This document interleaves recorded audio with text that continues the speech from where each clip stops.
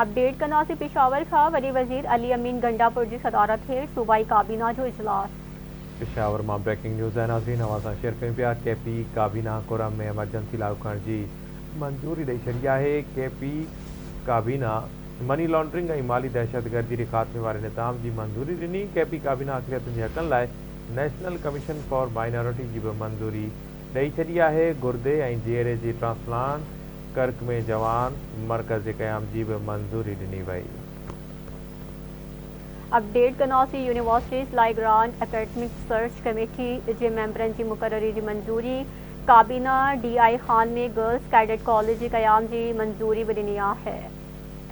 खबर आवाज़ शेयर कनासी वली वजीर अली अमीन गंडापुर की सदारत हेठ सूबाई काबीना जो इजलास थियो आहे। KP काबीना कुर्रम में एमरजेंसी लागू करण की मंजूरी ॾेई छॾी। KP काबीना मनी लॉन्ड्रिंग और माली दहशतगर्दी के खात्मे वाले निज़ाम की मंजूरी ॾिनी आहे।